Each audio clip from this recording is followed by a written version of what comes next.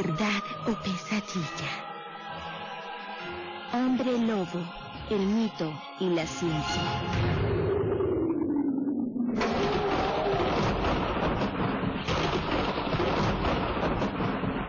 La leyenda del hombre lobo, en todo el mundo, aterra a los humanos desde hace siglos. Según la leyenda, el hombre lobo solo sale de noche y es aún más peligroso cuando hay luna llena.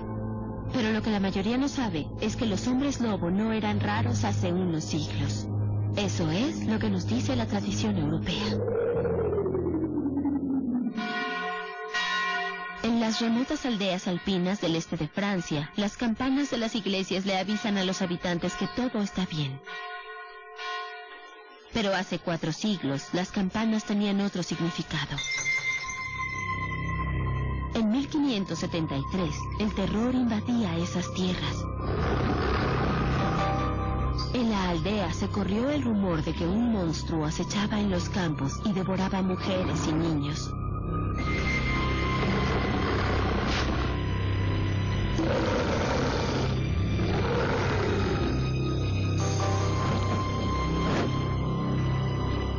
Aldeanos que ahuyentaron a la bestia juraron que tenía los rasgos de un hombre local llamado Gilles Gonier. Gonier, un ermitaño pobre y hambriento, fue encarcelado y enjuiciado, pero no se le acusó de homicidio o canibalismo. Se le acusó de ser un hombre lobo.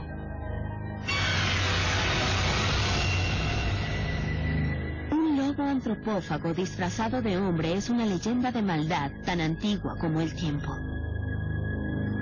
Pero Hollywood reinventó el mito y transformó al hombre en licántropo.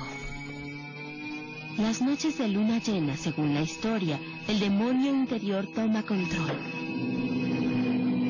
Impulsado por una maldición o una poción mágica, empieza a crecerle pelo similar al de un lobo, y con él el deseo de matar.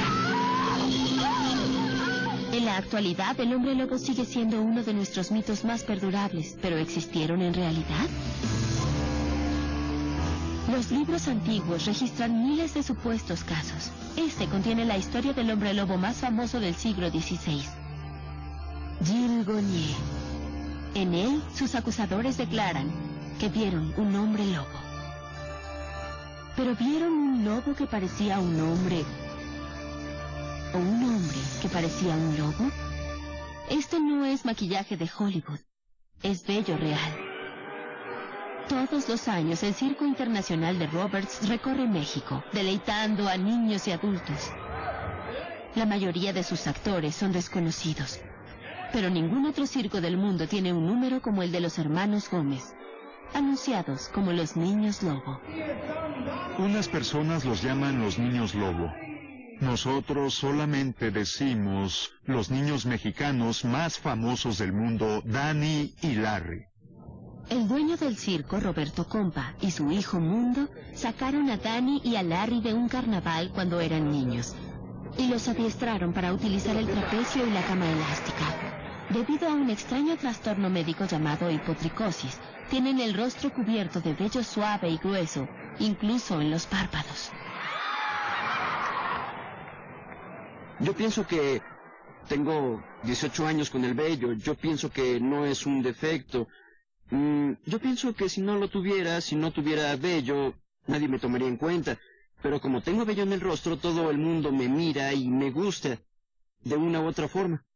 Danny y Larry son únicos. Son la 6ª generación de su familia en heredar la hipotricosis, que simplemente significa vello corporal excesivo. En los demás sentidos son completamente normales y saludables. La familia de Larry y Danny no es la única que ha sufrido este extraño trastorno. De hecho, en todo el mundo se han presentado casos similares de esta anormalidad genética. Esta familia birmana sufrió el mismo trastorno y solo podían vivir del circo. En Australia, un castillo que fue de Petris González tiene retratos en los muros que registran uno de los primeros casos conocidos del siglo XVI. Petris González se casó con una mujer completamente normal, pero hay registros que revelan que todos sus hijos heredaron sus rasgos de hombre lobo.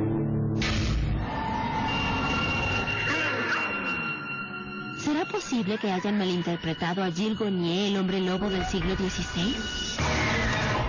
Las evidencias modernas podrían mostrarnos otro motivo por el cual Gonier se comportaba como un hombre lobo. Lo culpable y lo torturaron hasta que confesó los detalles de su crimen. La ley del siglo XVI detallaba las características de un hombre lobo, y Gonier encajaba en la descripción exactamente. Había otra evidencia crucial en su contra: un frasco de una extraña crema que llevaba consigo cuando lo capturaron.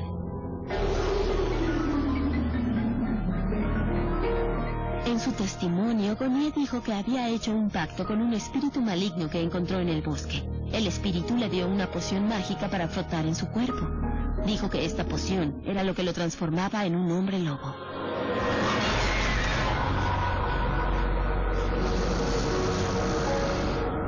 No se sabe a quién conoció en el bosque y por qué. Pero si lo enjuiciaran en la actualidad, la poción mágica tendría explicación y James Duke subiría al estrado a declarar. Duke cree que Gonier estaba enfermo y que fue con una bruja para buscar tratamiento. Aparentemente no tenían verdaderos médicos y las brujas eran personas que, por su experiencia, conocían los poderes curativos de las plantas. Duke es un experto cuando se trata del poder curativo de las plantas. No es un brujo, pero sabe cómo pudieron usar las plantas para hacer poderosas pociones especiales. Como botánico del Departamento de Agricultura de los Estados Unidos durante casi 30 años, recorrió el mundo para aprender los secretos de los curanderos y los brujos, una práctica que ha cambiado poco en 400 años. Hablan con la gente como lo haría un médico para obtener un diagnóstico. Después averiguan qué sucede, van a buscar sus hierbas secas o tal vez salen al bosque para obtener la adecuada. Saben lo que hace cada una. Las brujas necesitaban una lengua sensible y mucho valor. Los farmacéuticos modernos usan básculas precisas para dar un medicamento, pero las brujas dependían del método de prueba y error. Usaban el olfato y el gusto para determinar la potencia de las plantas. Un sabor amargo o un ligero ardor significaba que la hierba era fuerte. Era un arriesgado proceso de adivinación para la bruja y para el paciente. Nadie sabía cuán eficaces eran. Una hierba podía curar convulsiones, otra podía ser 10 veces más fuerte y potente y por el contrario podía causar convulsiones. Otra podría ser 50 veces más poderosa y matar a la gente. Así que si no se analizan con cuidado, es difícil saber la fuerza de una planta medicinal. Algunas hierbas que se utilizan contienen químicos que alteran la mente y pueden causar síntomas siniestros. Si te aplicas una pócima que preparó una bruja, podría provocar que alucines, y entre las posibles visiones, una podría hacerte creer que eres un lobo. ¿La poción de una bruja convirtió a Gilles Gonier en un hombre lobo?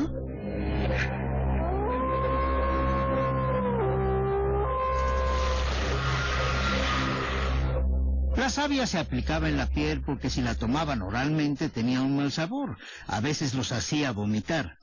Al frotarla en el cuerpo, la sustancia entra por la piel y a veces entra en el torrente sanguíneo más rápido. Se evitan las náuseas y los vómitos y las reacciones secundarias aparecen antes. Lo que no podían controlar las brujas era el impacto de sus pociones en la mente de sus pacientes. La sensación de convertirse en un monstruo capaz de matar es equivalente a caer bajo un aterrador hechizo.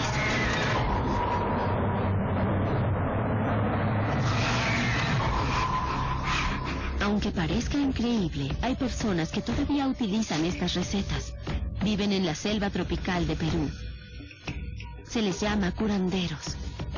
Duke lleva muchos años estudiando a estos hombres de la medicina de la actualidad. Mi chamán en el bosque, en vez de convertirse en un lobo, se convierte en un jaguar. Y le agrada. Regresa sintiéndose más poderoso. La selva es su templo. Para él, esta es una especie de experiencia religiosa. Es una comunión con los dioses. ¿El hombre lobo Gilles Gonier habrá sido víctima de una bruja o prisionero de su propio cerebro? Después de 4 siglos, tal vez hayan encontrado una relación entre los pacientes con trastornos mentales y la leyenda del hombre lobo. Animal con sed de sangre. Las cortes lo declararon culpable de ser un hombre lobo. ¿Pero lo era? 4 siglos después, un testigo afirma que los hombres lobo, como Gilles Gonier,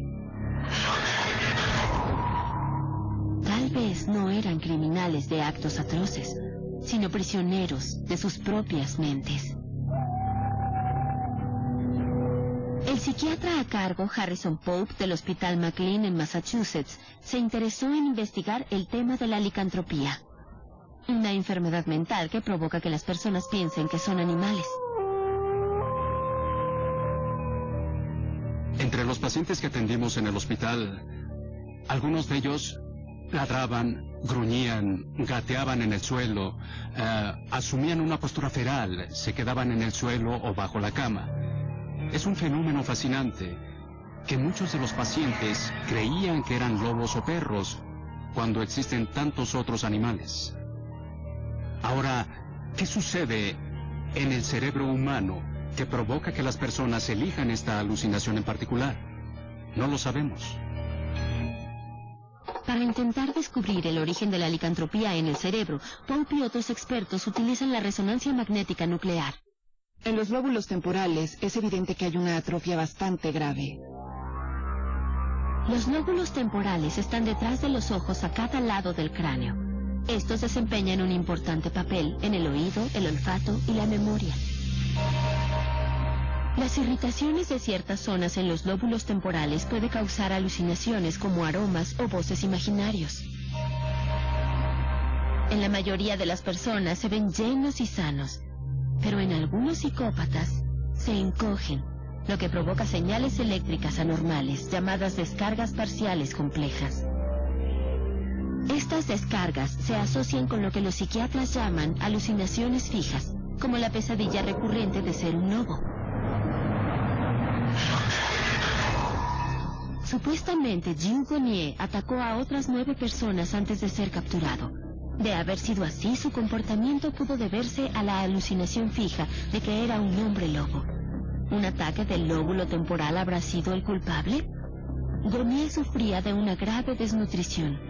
Algo tan simple como la falta de vitamina B6 en la dieta puede provocar ataques en los lóbulos temporales.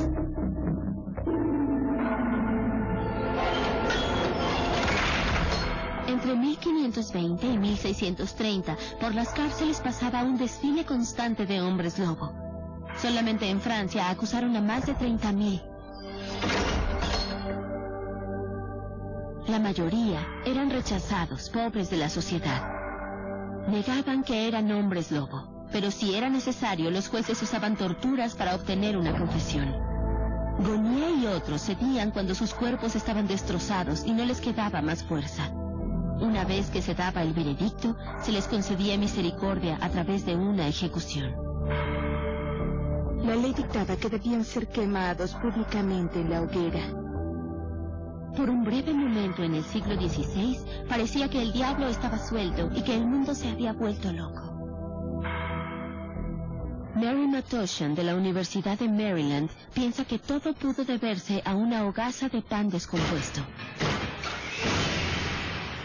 Como experta de las cacerías de brujas que invadieron los Estados Unidos en el siglo XVII, notó una sorprendente similitud con la epidemia de juicios a hombres lobo en Europa. Con el tiempo empezó a surgir un patrón.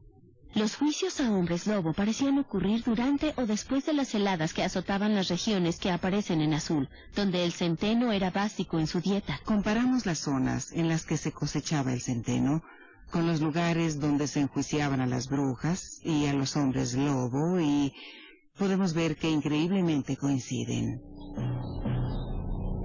Matoshan encontró una relación con un hongo llamado cornezuelo, medicamento medieval utilizado en los partos para acelerar las contracciones. El cornezuelo infecta el centeno durante los inviernos de frío extremo. Parece inofensivo. Pero Matoshan decidió consultar a George Bean, un colega en la Universidad de Maryland y un experto en hongos. Matoshan se llevaría una gran sorpresa. Bean le informó que el cornezuelo es un poderoso alucinógeno. Los síntomas de la intoxicación por cornezuelo son aterradores: espasmos musculares, ataques incontrolables y alucinaciones de mordidas. o ataques de una fuerza invisible. Son la clase de síntomas que las personas que parecen hechizadas y que las personas que parecen hombres lobo o que creen ser hombres lobo tienden a presentar también.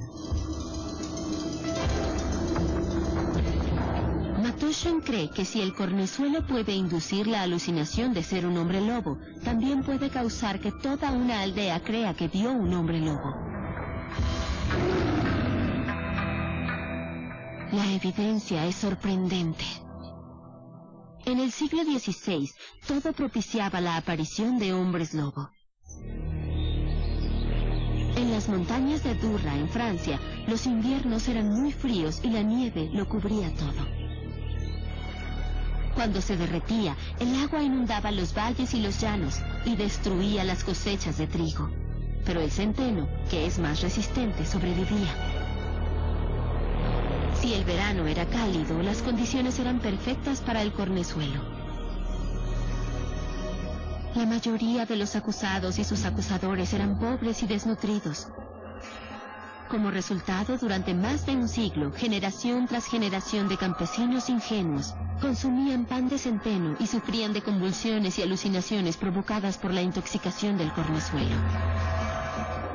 Las alucinaciones de hombres lobo que causaba el cornezuelo eran claras y vívidas. Las personas se aferraban a la única explicación que tenía sentido. Había demonios entre ellos y los que estaban poseídos por ellos merecían morir. La intoxicación por cornezuelo desapareció en la era moderna con la instauración de inspecciones del grano en los Estados Unidos y Europa. Para Gilles Goniet, el testimonio de Mary Matoshan de que la comida puede matar llegaría 400 años después, demasiado tarde para salvarlo. El pueblo francés todavía es perseguido por fantasmas de hombres lobo.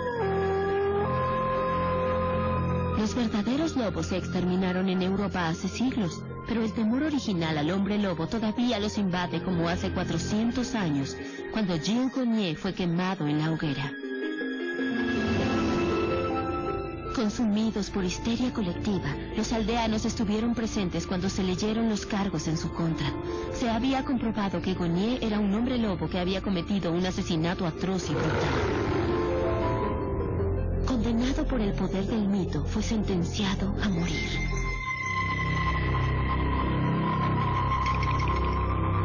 En la actualidad, el testimonio experto de la ciencia moderna habría salvado la vida de Goniet y de miles como él.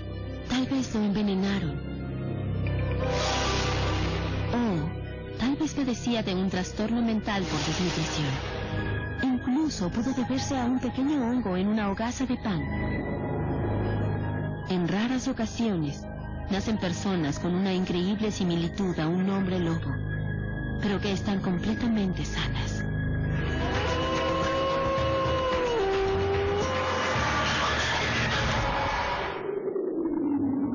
Jamás sabremos con certeza por qué creían que Gilles Goniet era un hombre lobo, pero gracias a la ciencia moderna, al fin tenemos una idea. Tal vez no tengamos las respuestas nunca, pero parece que el hombre lobo siempre vivirá en nuestra imaginación.